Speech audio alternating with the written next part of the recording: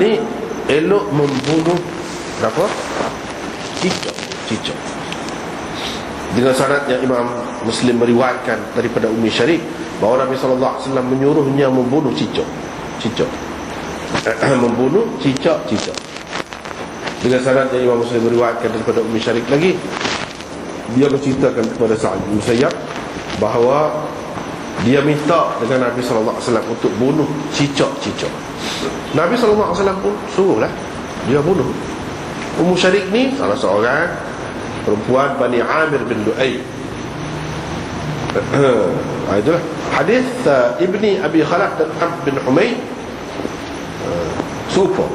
Dan hadis Ibnu Wahab dekatlah, serupa benar tapi dekat, serupa dengan itu.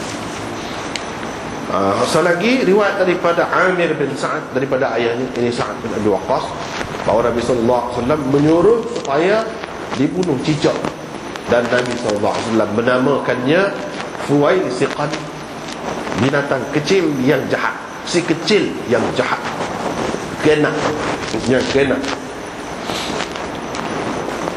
Dengan syaratnya Imam Muslim meriwayatkan daripada Aisyah bahawa Rasulullah SAW kata untuk wazak cicak Al-Fuwaisiq, binatang kecil yang kianat, yang jahat. Harmalah menambahkan, kata Aisyah, saya tidak mendengar Nabi SAW menyuruh membunuhnya. Waktu saya tak dengar.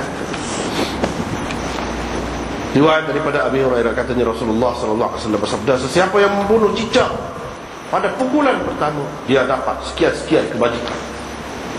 Dan sesiapa yang membunuhnya pada pukulan yang kedua, dia dapat sekian-sekian kebajikan, kurang daripada yang pertama. Dan jika dia membunuhnya pada pukulan yang ketiga, dia dapat sekian-sekian kebajikan, kurang lagi daripada kali yang kedua. Dengan syarat yang Imam Muslim meriwayatkan daripada Abi Hurairah daripada Nabi SAW, serupa dengan makna hadis Khalid daripada Suhail. Cuma Jarir sahaja bezanya, kerana dalam hadis dia, sesiapa yang bunuh cicak pada pukulan pertamanya, ditulis untuknya 100 pahala. Pada pukulan yang kedua, kurang lagi daripada itu. Pada pukulan yang ketiga, kurang lagi daripada hal yang kedua. Seterusnya riwayat daripada Abi Hurairah daripada Nabi SAW, katanya pada pukulan yang pertama 70 bajikan, bukan 100, 70. Itu beza riwayat. Tengok inilah satu nampak panjang tu.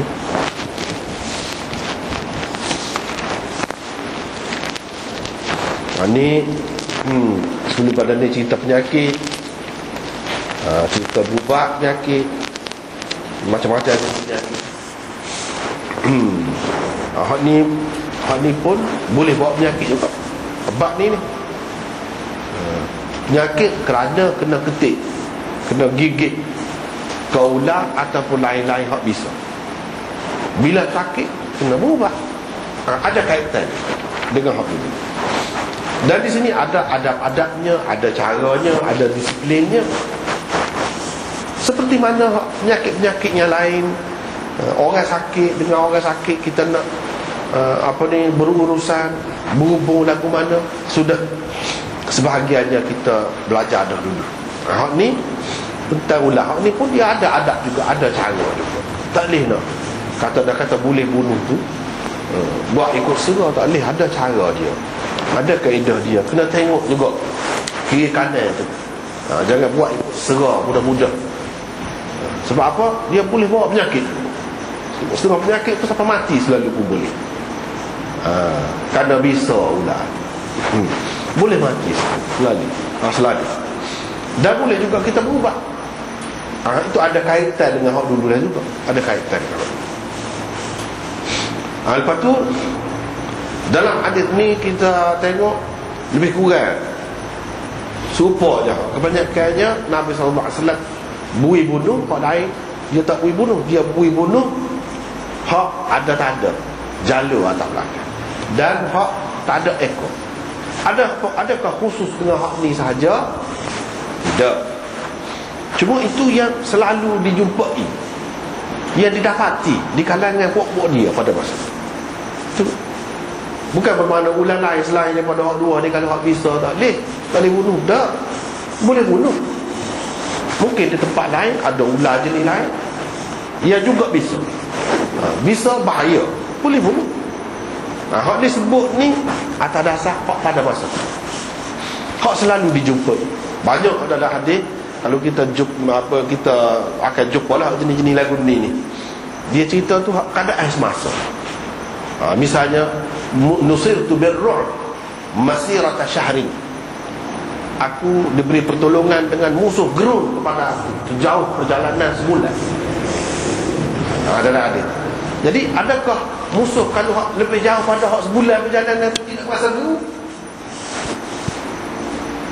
Hak berasa gerunnya kalau pada jarak sebulan perjalanan.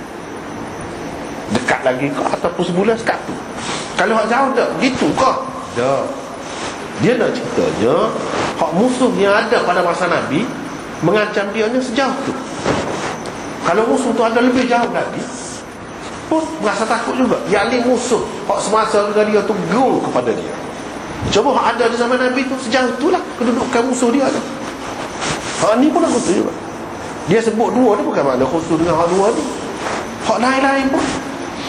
Kalau ada yang bisa, yang membahayakan, dia sebut ilat dia. Sebab apa yang boleh? Alasan apa boleh? Sebab bahaya. Bahaya ni bukan bahaya main-main. Jadi bisa ular kita tak sama, tak serupa. Kalau siapa gini mau bisa dia ni, kalau siapa-siapa klik beradablah, berpandang-pandangan. Kita kata kalau tengok mata dia pun tengok. Boleh jadi buta apa? Tak ada patut lagi tengok. Dia tengok saja. Boleh jadi buta. Setengah-setengah ular tu ada dipanggil ular nazir. Ular nazir. Kalau dia tengok mati selalu, rubah mati lah. Bukan buta, mati. Ada. Nak ceritanya macam-macam. Ular ni bisa dia tu. Dan ular hak pendek, hak tak ada ekor tu, boleh jadi macam ular kapok, orang kapok kau. Ataupun ular-ular yang seumpama itulah. Dan ada tanda-tanda dia. Kepada orang yang tahu, dia boleh cerita. Kita kena belajar lah, kena tahulah. Orang yang ada pengalaman mungkin dia lagu ni tanda dia. Nabi SAW ayat ni pun supaya kita tidak keliru, supaya kita beringat. Bukan bermakna ada tanda lagu ni ular lain hak bisa ada tanda lagu lain pun. Kita kena tahulah. Terutama orang yang nak masuk ke hutan ataupun nak pergi ke tempat-tempat yang berkemungkinan besar ada ular-ular, dia kena tahu. Itu maksudnya di sini. Bukan khusus dengan dua ni sahaja. Dan ular ni bahaya tu kalau dia tengok orang mengandung, kejut, boleh jadi gugur. Siapa setara. Kalau lah siapa setara tu bahayanya, mengancamnya, maka agama Islam membenarkan bunuh. Itu dia namanya. Boleh bunuh. Apa-apa yang mengancam, yang membahayakan nyawa kita ataupun kesihatan kita, menyebab kita jadi sakit, boleh kita hapuskan. Boleh bunuh.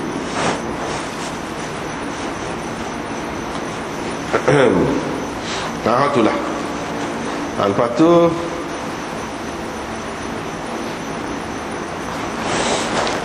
apa yang disebutkan oleh Imam Nawawi, kita tengok.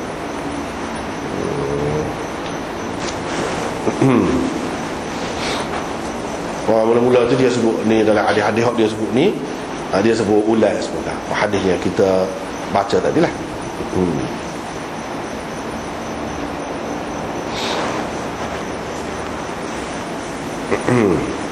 Lepas pada tu dia kata, segolongan ulama mengatakan larangan ini umum untuk semua umum. Ular hak duduk dalam rumah tadi dia, ataupun ular penunggu. Ular hak duduk dalam rumah ni larangan bunuh. Kita baca tadi, terjemah tadi, untuk semua rumah, bikulli balad, di setiap negeri. Tak boleh nak bunuh sebelum kita bagi ancaman ataupun kita maklumkan kepada dia, kita desak dia keluar. Tak boleh bunuh selalu.